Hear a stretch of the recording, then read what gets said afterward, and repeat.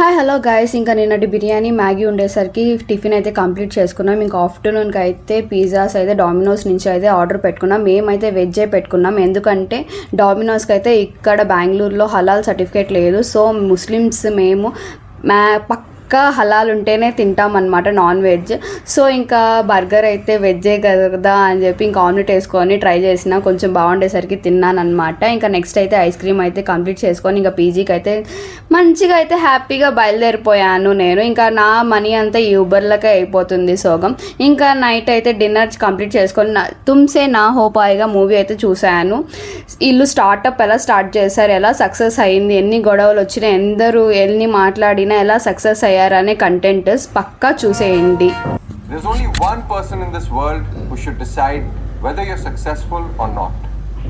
And that person is only you.